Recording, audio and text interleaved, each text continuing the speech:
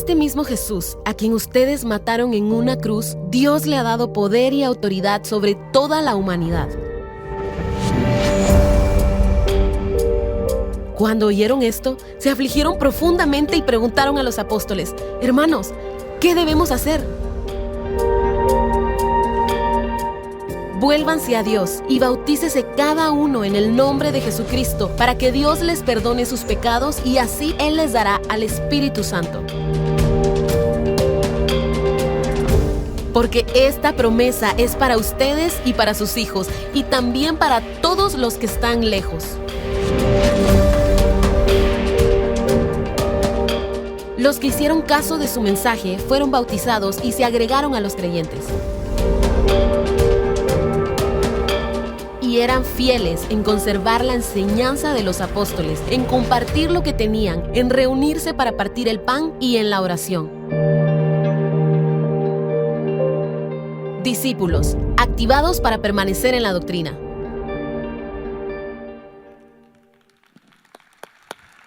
Gracias a Dios, somos discípulos de Jesucristo. Discípulo significa seguidor de Jesús.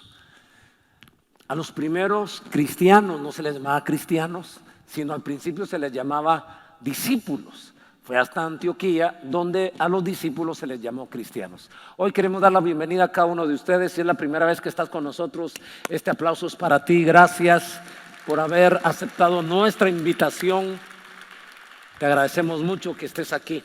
¿Les parece si saludamos a los que están en su casa, probablemente una enfermedad o viven fuera de la ciudad de Guatemala o del otro lado de la frontera guatemalteca? Este aplauso es para ustedes que escuchan por la radio, que miran por la televisión o están conectados en alguna plataforma digital. Estamos contentos, agradecidos con Dios. Hoy vamos a continuar con esta serie que le hemos titulado precisamente así, Discípulos, porque queremos activarnos en permanecer en la doctrina. Y hoy nos queremos dedicar a hablar sobre discípulos de la palabra, cristianos que amamos la palabra de Dios. Queremos conocer algunas claves para interpretar correctamente la Biblia. Y de una manera anecdótica, quiero contarles esta historia, un poco carismática, un poco graciosa, pero ahora de un joven recién convertido. Mira a una señorita cristiana, se enamora de ella, así que le escribe, le envía un mensaje para declararle su amor. Y después de declararle tantas palabras bonitas, al final él la quiere impresionar y le dice: inspirado en la Biblia, le quiso entrar con la palabra de Dios, inspirado en la Biblia, te dejo este pasaje para declararte mi amor. Y le escribe Juan 4:18. A los minutos tiene el mensaje de vuelta, enfadada la señorita diciendo: nunca más me vuelvas a escribir ni a hablar. ¿Cómo te atreviste a insultarme? Y él se sorprende y dice: ¿pero por qué? Entonces se va a ver a la Biblia y él quiso poner 1 Juan 4:18. El amor echa fuera el temor. Pero puso Juan 4:18. 5 maridos has tenido y el que ahora tienes no es tu marido. Por eso les digo, algo carismática esta historia. Pero hoy queremos hablar de conocer la Biblia, de entender la Biblia, de leer la Biblia, de estudiar la Biblia. Por eso queremos hablar de este tema, discípulo de la palabra. Y queremos conocer algunas claves para ello. La Biblia realmente no es complicada. Yo quiero citar literalmente, quiero leerles lo que dijo este teólogo Charles Capps. Dijo: la Biblia es tan simple que necesita la ayuda de otra persona para no entenderla. O sea que a veces nos hace más daño escuchar a otras personas que simplemente nosotros la leyésemos. Los teólogos siempre tratan de hacernos creer que la Biblia es un libro sin sentido común. Sin embargo, Dios la hizo de manera tal que nos permite encontrar la verdad por nuestra propia cuenta. Eso quiere decir que si tú y yo sabemos leer, es suficiente, y además tenemos una mente sana, sentido común, nosotros podemos llegar a conocer la verdad de Dios a través de la Biblia. La Biblia fue escrita a lo largo de 1500 años por cerca de 40 personas. Fue escrita en 3 idiomas: el Antiguo Testamento hebreo, unas secciones en arameo, el Nuevo Testamento en griego koiné, un griego popular, y unas cuantas porciones en arameo. 3 idiomas. No fue escrita por una sola persona, ni tampoco en una misma ciudad, ni en una misma fecha. De ahí que hay algunos detalles mínimos que nosotros debemos conocer, ciertas claves para interpretarla. Quiero leerles como una manera introductoria 2 textos, uno del Nuevo Testamento, otro del Antiguo Testamento, para que veamos la importancia de amar la Biblia, de estudiar la Biblia, de escudriñar la Biblia, pero de interpretarla correctamente. Hechos 17:11. Estos judíos, que eran de mejores sentimientos que los de Tesalónica, de buena gana, miren la actitud de ellos, de buena gana recibieron el mensaje y día tras día estudiaban las Escrituras. ¿Cuándo? Día tras día estudiaban las Escrituras para ver si era cierto lo que se les decía. O sea, nosotros debemos ser personas de la Biblia, debemos ser cristianos de la Biblia, discípulos de la palabra. Hay una película muy buena llamada Elí, y es un personaje recreado de una manera moderna que la Biblia tenía persecución. Es una película no cristiana, es una película secular, salió hace como unos 10 años, pero el ajo, el meollo del asunto era proteger la palabra de Dios, y este hombre se la había memorizado. Ahora, es importante que nosotros, tú y yo, para que tengamos victoria cristiana, necesitamos básicamente 2 cosas. Número 1, ser llenos del Espíritu Santo.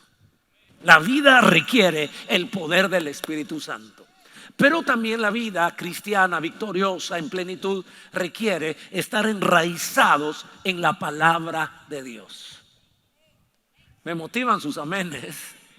2 cuestiones importantísimas para ti y para mí, para tener victoria, para que nos vaya bien, para que tengamos éxito: ser llenos del Espíritu Santo y conocer, amar, practicar la palabra del Señor. Hoy queremos hablar entonces de cómo podemos interpretarla, tal como lo hacían los de Berea, que todos los días escudriñaban, estudiaban la Biblia para ver si lo que el predicador, en este caso Pablo, era cierto lo que le estaba diciendo. Ahora voy al Antiguo Testamento, Nehemías capítulo 8, versículo 8.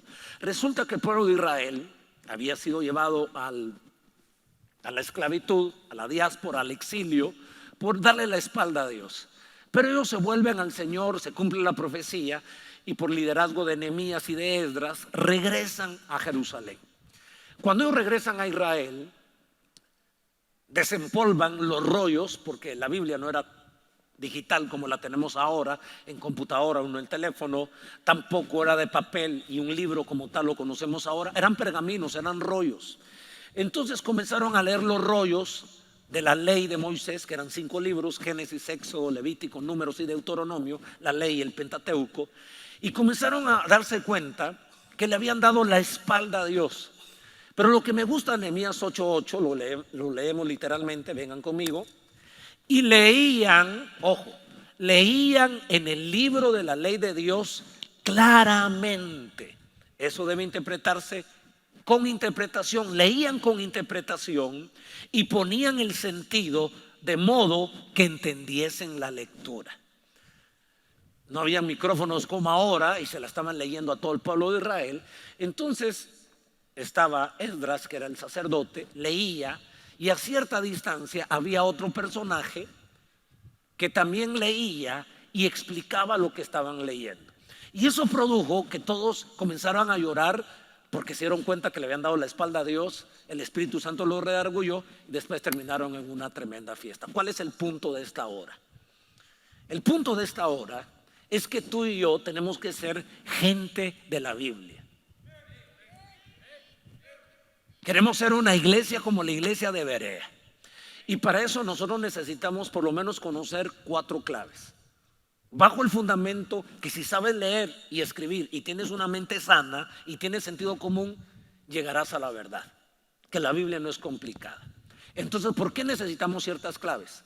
Porque no fue escrita por el mismo personaje, no fue escrita en español, no fue escrita en la misma ciudad y no fue escrita en la misma época. Y los idiomas van cambiando. Ahora, hay mucha certeza en las Biblias que nosotros tenemos, la Reina Valera 1960, la Biblia Dios habla hoy, la traducción del lenguaje actual, en fin, en español hay muchas versiones que son muy fieles, porque esta gente ha dado su vida, medio siglo, 60, 70 años estudiando hebreo, griego y arameo, y nuestras traducciones son bastante fieles. Primera clave si ustedes quieren anotar.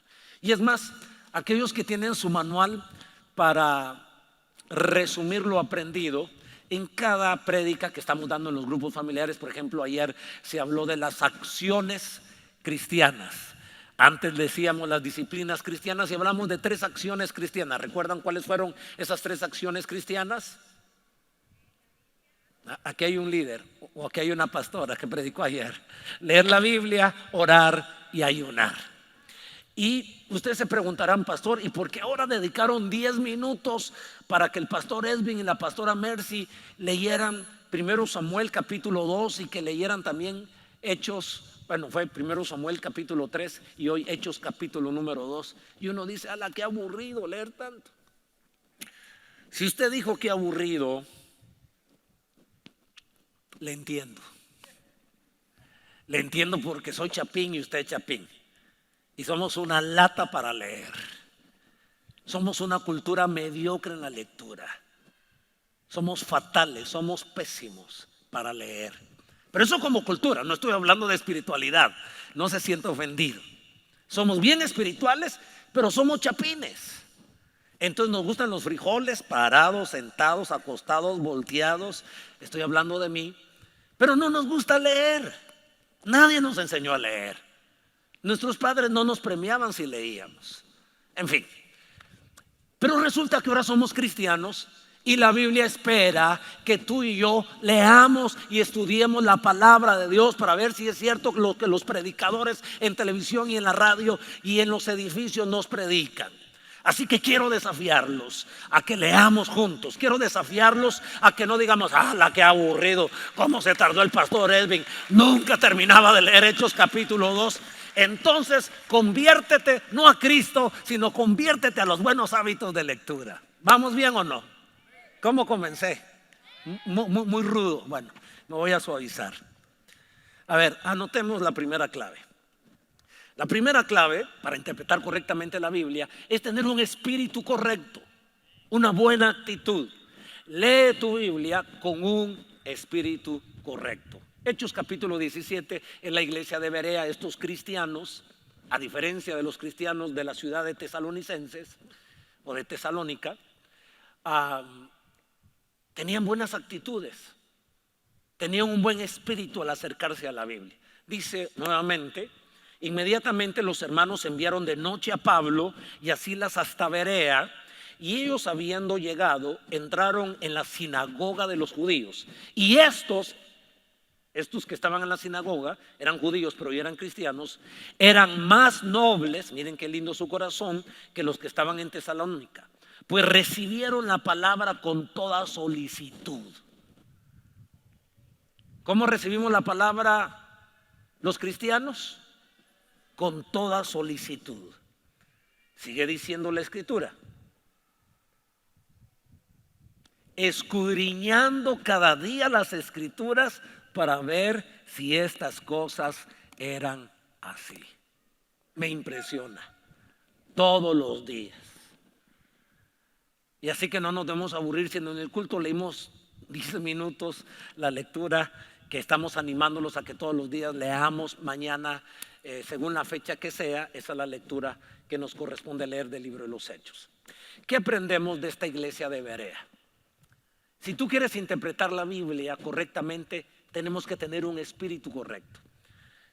A los 11 años nosotros vinimos al Señor Jesucristo, mis padres, cristianos también, juntos nos convertimos prácticamente. Ellos ponían una radio cristiana llamada Radio Cultural, que todavía existe y todavía la siguen escuchando. Son adultos, son ancianos. Mis papás me deben estar viendo. ¿Quiénes miran este programa? Mi papá y mi mamá. Gracias. ¿Quiénes compran mis libros? Mi papá y mi mamá, gracias. ¿Quiénes dicen amén en mi culto? Mi papá y mi mamá, lo único que están en su casa. Bueno, lo que quiero decir es que os ponía en la radio cultural y había un programa del doctor Luis Palau y le escuché 2 consejos a él. Número 1, él decía, cada vez que tú vas a leer la Biblia, ora al Espíritu Santo y dile al Espíritu Santo, dame sabiduría y explícamela. Eso se me quedó. Cada vez que leía la Biblia, mi papá para cada cumpleaños me regalaba una Biblia. Llegué a tener varias versiones porque un año me regaló la Reina Valera 60, otro año me regaló la Biblia Dios habla hoy, etc. Pero el segundo consejo que le escuché a Luis Palau fue el siguiente.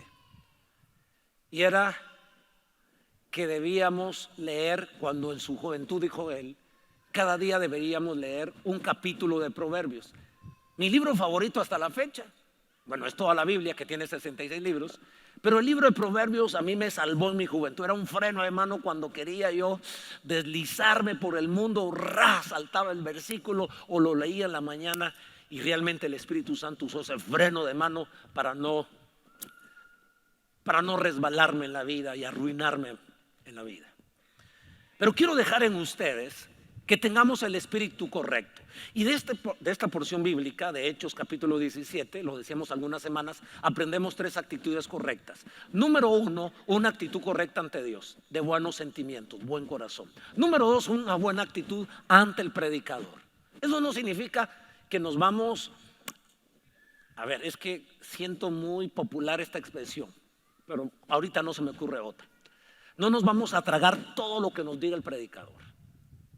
Hay predicadores encantadores. En la televisión yo digo, Señor, dame un poquito, el 10% de la gracia que tiene Dante Gebel. Dios, dame aunque sea el 10%. No se hagan, escuchan más a Dante Gebel que a este señor. ¿Por qué? Porque es atractivo. ¿A quién no le gusta oír eso? Hasta el diablo se sienta y se carcajea. No estoy diciendo que sea malo, estoy diciendo que hay gente que es buen comunicador. Hay personas que son extraordinarios para captar la atención y no se siente el tiempo. Pero ojo, está bien escucharlos, está bien verlos. Puse de ejemplo a Dante Gebel porque es excelente comunicador. Pero mi punto es que no solo debemos irnos con los buenos comunicadores, debemos revisar en la Biblia lo que dicen los buenos comunicadores y también los malos comunicadores. Que lo que te dice el líder cada fin de semana, tienes que revisarlo en la Biblia si lo que él está diciendo es cierto. Lo que dice el supervisor, lo que dice el pastor. ¿Alguien está todavía conmigo? Bueno, buena actitud ante Dios, buena actitud ante el predicador, pero buena actitud ante el estudio de la Biblia. Segunda clave, la segunda clave para no caer en herejías. La segunda clave para mantenernos en la doctrina correcta. Lee tu Biblia tomando en cuenta el contexto. O sea, la Biblia es un compendio de 66 libros. Y el contexto tiene 2 expresiones: contexto inmediato y contexto remoto. 2 contextos. ¿Cuáles son los contextos? Contexto inmediato y contexto remoto. Gracias por estar aquí. Miren, cuando yo era niño, me motivan sus aullidos. Cuando yo era niño de 11 años, venía a esta iglesia, pero antes de comenzar el culto, había algo que le llamamos escuela dominical, la escuelita. Entonces ahí era de apuntar, pero las cosas han ido cambiando y en la mayoría de iglesias, así como la nuestra, ya no existe la escuela dominical. Tenemos otra manera de discipular, pero la idea es hacer una escuela dominical. Por favor, permítame sentirme catedrático de la universidad y usted siéntase alumno universitario. ¿Hacemos ese trato? No, estuvo muy débil ese amén. Dije, ustedes son alumnos universitarios. Levanta, y yo soy catedrático universitario. Bien. La idea es esta. Aunque mi estilo es un poco más emotivo, pero estoy convencido que tenemos que enseñar. Le pido al Señor su gracia magisterial. Los líderes, oro por ustedes para que también se sientan maestros, los supervisores. Así que nosotros debemos explicar qué es el contexto. Es la segunda clave para interpretar bien la Biblia. Prestarle atención al contexto. Y sí que estoy hablando en televisión pública, pero esto es importante. Si tú estás viendo este programa es porque te interesan las cosas de Dios. Y número uno, lo que estamos diciendo es que la Biblia está por encima de todos los libros. No lo podemos comparar a ningún libro, aunque sea muy bueno y de temas que nos ayudan en la Biblia. Pero la Biblia es la palabra de Dios. La misma Biblia habla de ella y esa es la fe que tenemos los cristianos, que toda la escritura es inspirada por Dios y útil para corregir, para enseñar, para instruir en justicia. ¿Están conmigo? Bien. ¿Qué es el contexto? Dije que puede ser inmediato y puede ser remoto. Yo quiero explicarles el contexto inmediato. ¿Qué es el contexto inmediato? El contexto inmediato se refiere a los versículos anteriores o posteriores del mismo capítulo o mismo libro del texto estudiado. El contexto inmediato es el versículo anterior y el versículo posterior del cual estamos leyendo. Por ejemplo, quizás el versículo más famoso de la Biblia, que todos sabemos de memoria, ¿cuál será? Aquí hay uno del team Juan 3:16. Juan 3:16. Tal vez es el versículo más famoso. ¿Qué dice Juan 3:16, hermanita? Porque de tal manera amó Dios al mundo que ha dado a su Hijo unigénito para todo aquel que en él crea no se pierda, mas tenga vida eterna. Ese es el texto. Pero el contexto es el versículo que le antecede y el versículo que le sigue. Ese es el contexto inmediato. Puede ser el versículo o los versículos que siguen. Están conmigo acá. Ahora, yo quiero ponerles algunos ejemplos porque estoy hablando de la importancia del contexto, de entender el contexto de la Biblia para no cometer errores. Un error es hacer una doctrina de un solo texto. Es un error de un solo versículo hacer una doctrina. Entre los que enseñan, entre los maestros de teología, ellos suelen decir, un texto fuera de su contexto es un pretexto. O sea, si uno agarra un versículo, uno de un versículo puede hacer una doctrina de brujería y apoyar la brujería. Uno de un versículo puede hacer una doctrina del espiritismo. A ver, sígame aquí. Uno de un versículo puede hacer una doctrina para fundamentar el homosexualismo. Un día yo estaba viendo televisión, era un foro, y me quedé atrapado porque uno de los conferencistas dijo, les voy a demostrar con la Biblia que Dios aprueba el homosexualismo. Wow, yo abrí los ojos y dije, de plano otra Biblia, no la mía. Y citó un pasaje que en un momento lo voy a mencionar, pero hoy quiero ir a Efesios capítulo 2, versículo 10. Fíjese, si solo agarramos un versículo y no miramos su contexto inmediato, podemos argumentar, enseñar una doctrina falsa. Efesios 2:10. Leámoslo juntos, por favor. Porque somos hechura suya, creados en Cristo Jesús, ¿para qué? Para hacer, a ver, con más ánimo, para hacer buenas obras, las cuales Dios preparó de antemano para que anduviésemos en ellas. De ese versículo, sin ver el contexto inmediato, lo que le antecede y lo que le sigue, uno podría decir, ya vieron, fuimos hechos para hacer buenas obras. Si no hacemos buenas obras, no entraremos al cielo. Ahora yo pregunto, ¿hay que hacer buenas obras? La respuesta es sí. Pero nuestras buenas obras nos entrarán al cielo. La respuesta es, ¿por qué saben ustedes que no? Por el contexto. Si solo nos vamos a ese versículo, tenemos que hacer buenas obras y podríamos decir para entrar al cielo. Pero el contexto, dos versículos anteriores, el 8 y 9, ¿qué es lo que nos enseña? Este solo es un ejemplo. Porque por gracia habéis sido salvados por medio de la fe, y esto no de vosotros, sino es don de Dios, no por obras, para que nadie se gloríe. Así es como debemos leer la Biblia, entendiendo el contexto. Ahora, un ejemplo del contexto remoto. El contexto inmediato son los versículos que le anteceden y los versículos que siguen. Pero el contexto remoto es toda la Biblia. Todos los versículos de los libros de la Biblia que están antes de ese versículo que te llamó la atención, y todos los versículos y los libros que siguen en la Biblia. Ahora, regreso a la anécdota o la historia que le estaba mencionando de este programa de televisión, donde alguien dijo que en la Biblia apoyaba el homosexualismo y el lesbianismo. Y este personaje escogió este pasaje, 2 Samuel, capítulo 1, versículo 26. Lo que resulta es que el rey David era muy amigo de su cuñado. Su cuñado se llamaba Jonatán. Y se amaban, se querían, eran buenos amigos. Pero en la guerra muere Jonatán, muere el padre de Jonatán, el rey Saúl, y David se pone a llorar, como todos nosotros cuando perdemos un amigo. Pero lo que el poema que gritó David podría hacernos entender que un texto fuera de su contexto es un pretexto. Mire lo que dice: angustia tengo por ti, hermano mío Jonatán, que me fuiste muy dulce, más maravilloso me fue tu amor que el amor de las mujeres. ¿Cómo es posible que el amor de un hombre sea más maravilloso que el amor de las mujeres? Si solo te quedas con ese versículo, dices: wow, David tenía el corazón conforme al corazón de Dios. Estaba hablando del amor de Dios, el amor ágape, que el amor ágape es superior a cualquier amor de mujer, a cualquier amor de hombre, es el amor incondicional.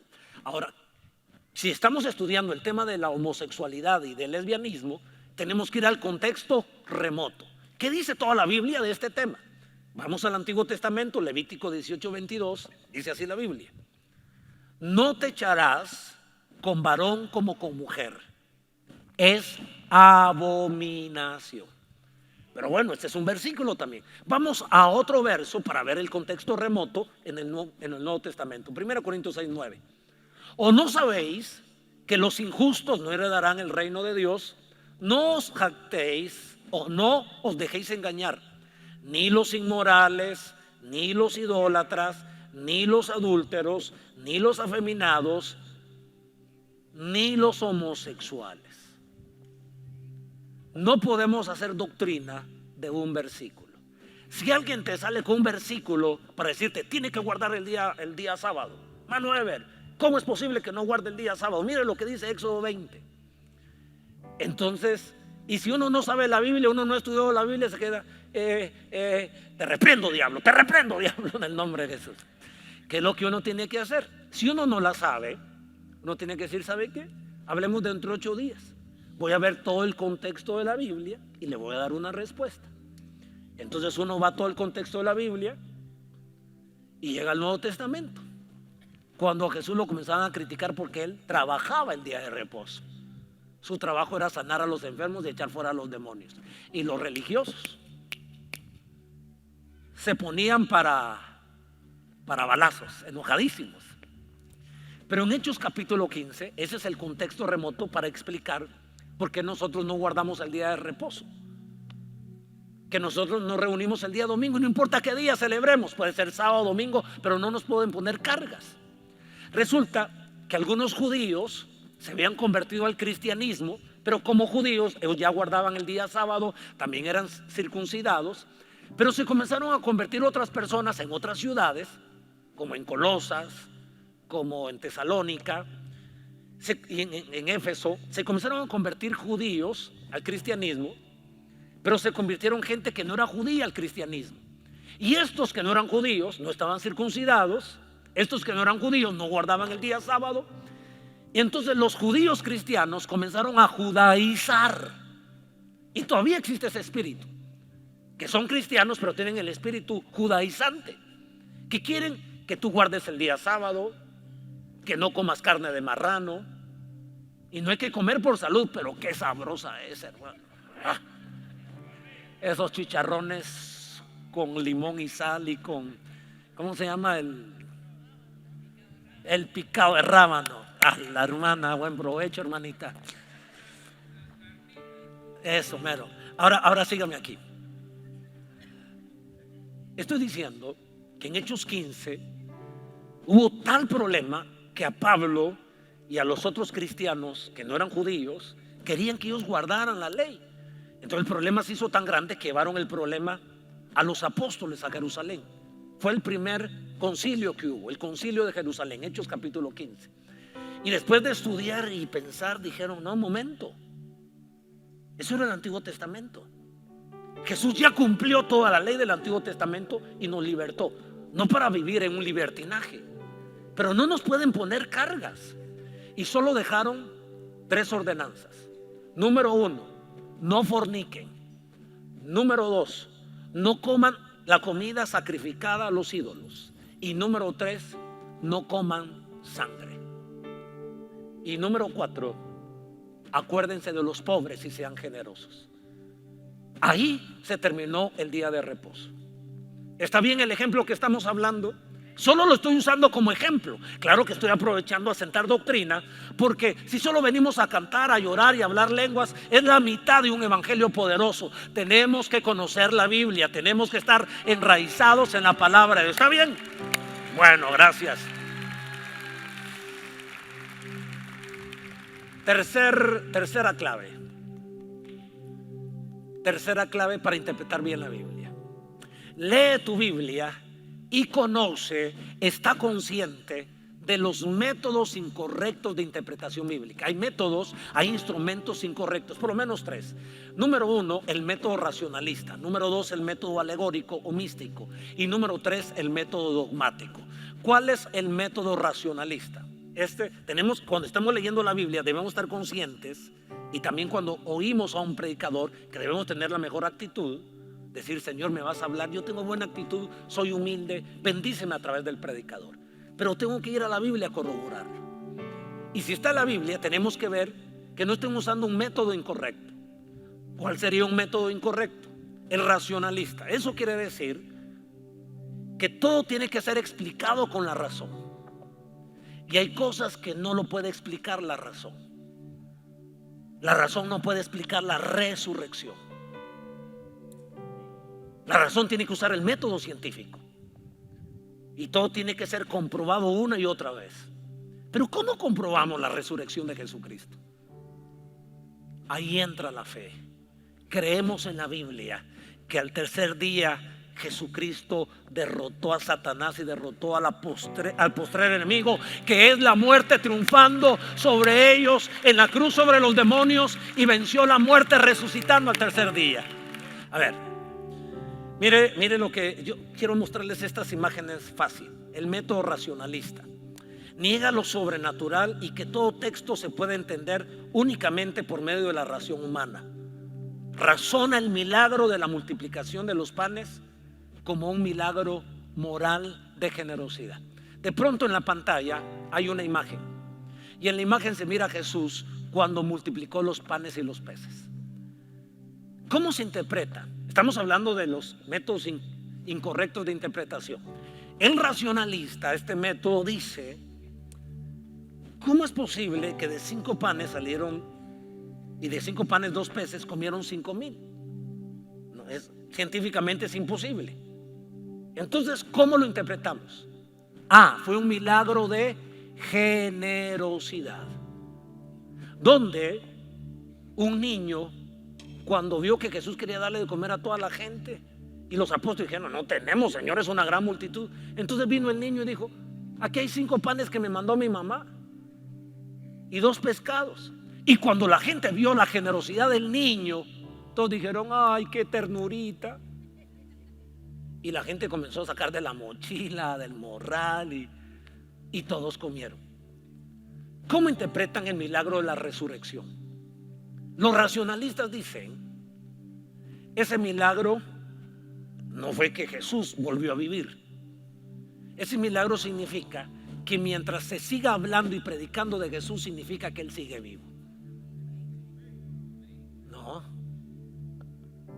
Aunque tú no prediques, Él está vivo.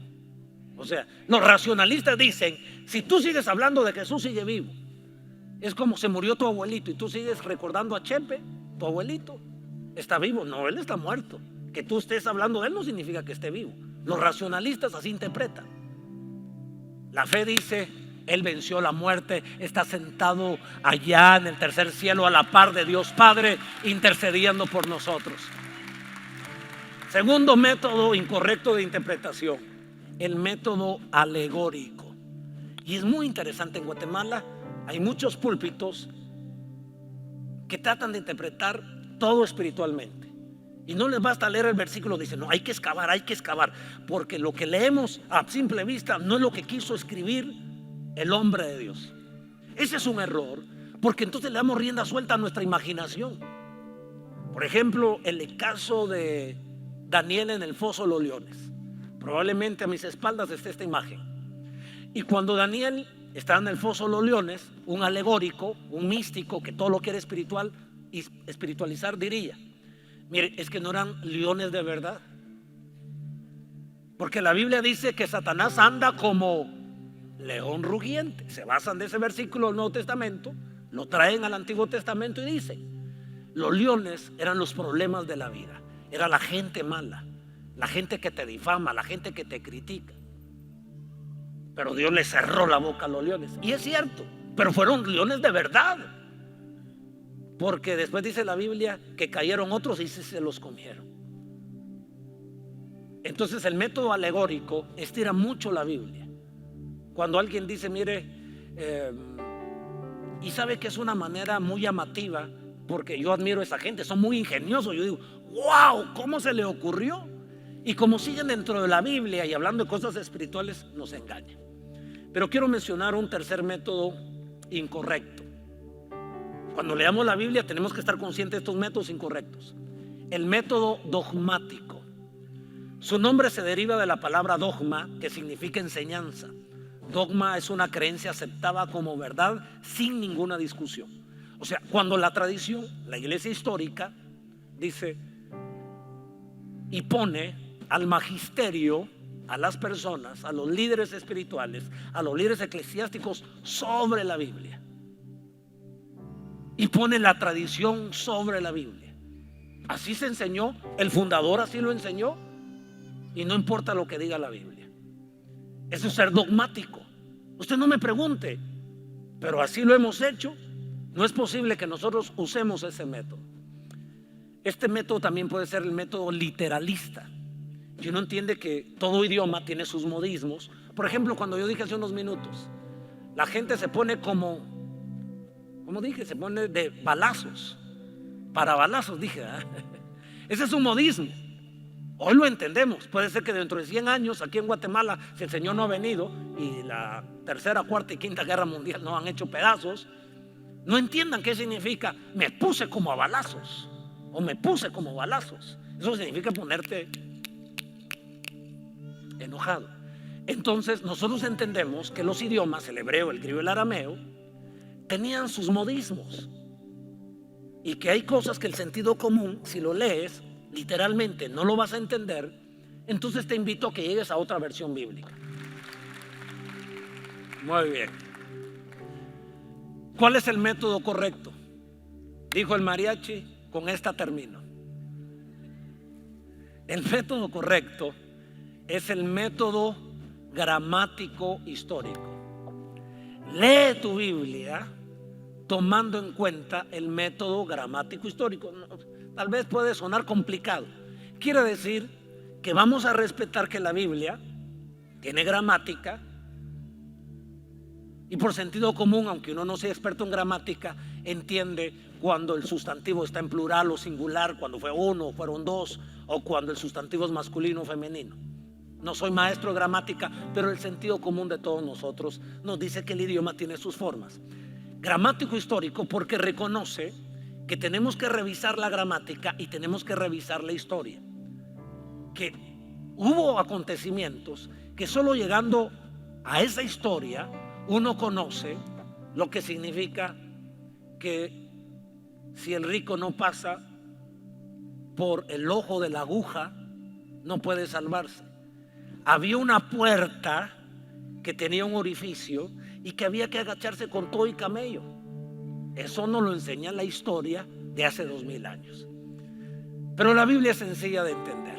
Si tenemos un buen corazón y tenemos un buen espíritu y sabemos leer y escribir, le decimos, Señor, ayúdanos, entonces el Señor nos mostrará la verdad. Y si algunas palabras no las entiendes, Ve a otra versión bíblica o pregúntale a tu líder o a tu pastor que te lo demuestre con toda la Biblia. Me quedo con el Salmo capítulo 1 y versículo 2 en la TLA. Así dice la Biblia: Dios bendice a quienes aman su palabra y alegres la estudian día y noche. Yo pregunto, ¿cuántos queremos ser bendecidos? Entonces ama su palabra, estúdiala, ponle el sentido y le vamos a pedir al Señor que nos dé sabiduría.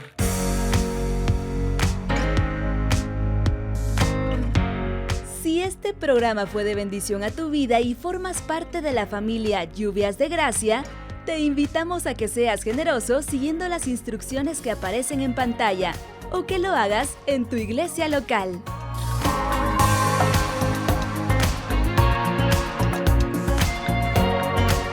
Dios te bendiga.